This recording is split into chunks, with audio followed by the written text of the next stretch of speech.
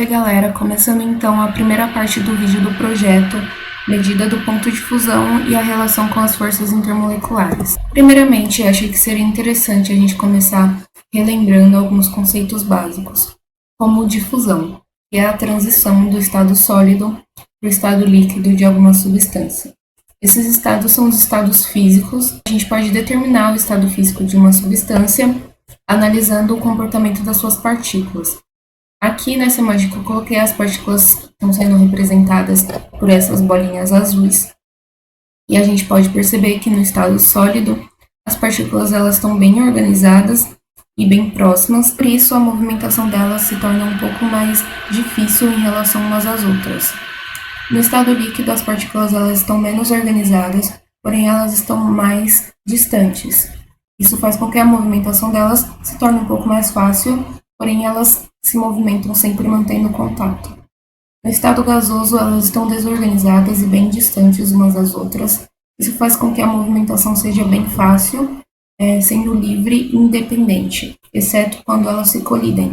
A diferença no comportamento dessas partículas se dá pela influência das forças intermoleculares, que são forças atrativas que vão fazer com que as partículas se atraiam e fiquem juntas. Também tem a interferência da energia cinética, que é a energia necessária para romper essas forças intermoleculares, fazendo com que as partículas se afastem. Sob determinadas condições, nesse caso aqui do gás para o líquido para o sólido, durante os processos de liquefação e solidificação, a temperatura ela vai diminuir e dessa forma as forças intermoleculares vão aumentar, fazendo com que as partículas fiquem cada vez mais juntas durante esses processos de mudança de estado. E isso acontece porque nesses processos as forças intermoleculares elas estão superando a energia cinética. Então, no processo contrário, a gente tem o aumento da temperatura, o que faz com que as forças intermoleculares diminuam, porque agora, nesse caso, a energia cinética é suficiente para romper essas forças. Então, aqui no processo de fusão, a gente vai dizer que as forças intermoleculares estão diminuindo devido ao aumento de temperatura, que faz com que a energia cinética rompa essas forças e assim resulte no processo de fusão, que é a transição do estado sólido para o estado líquido. Agora vamos falar um pouco sobre o ponto de fusão. Ele é considerado uma das propriedades específicas de uma substância. Isso porque, ao analisar o ponto de fusão de uma substância, a gente consegue determinar qual que é a substância em questão que está sendo analisada. O ponto de fusão e a fusão não são sinônimos. O ponto de fusão é a temperatura que uma determinada substância precisa atingir para que ocorra a transição do estado sólido para o estado líquido. Em substâncias puras, essa temperatura ela é bem definida e quase invariável. Ou seja, o intervalo entre a temperatura que o primeiro cristal começa a se fundir e a temperatura que o último cristal se funde e termina o processo de fusão é bem pequeno, como eu disse, quase invariável, normalmente varia de 1 a 2 graus Celsius. A medida do ponto de fusão é um processo bem simples e rápido, e também é um dos processos mais antigos para determinar a pureza de uma substância. Isso porque qualquer impureza pode causar bastante interferência, fazendo com que as forças intermoleculares sejam quebradas mais facilmente, e assim influenciando diretamente no ponto de fusão e aumentando aquele intervalo entre as temperaturas que eu comentei. Esse método está sendo representado aqui por essa imagem, onde existe um pequeno capilar de vidro, que seria esse tubo capilar, que está contido com uma coluna compacta da substância que vai ser analisada.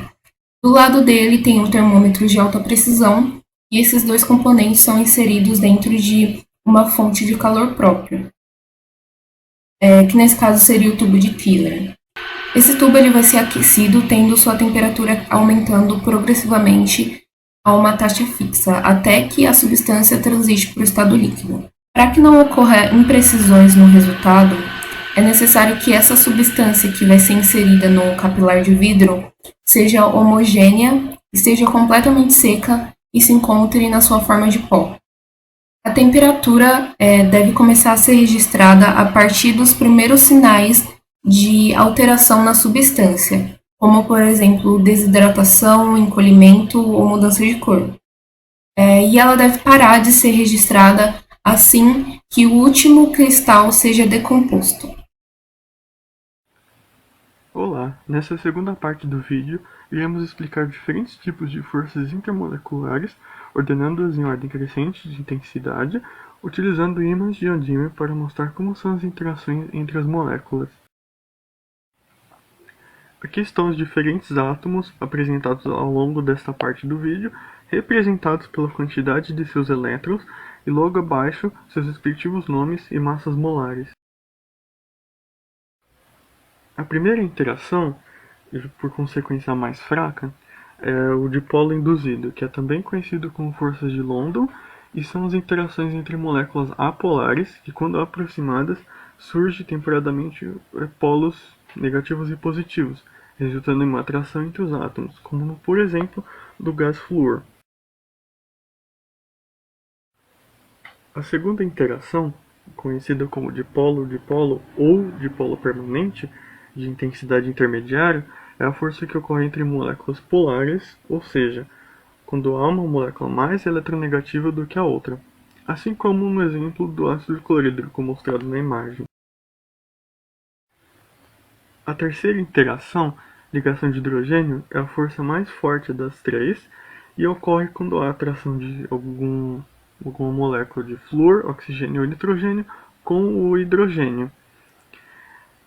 Um exemplo desse tipo de interação é o ácido fluorídrico, que entre os diferentes exemplos que foi dados até agora, é o que possui a temperatura de fusão mais alta.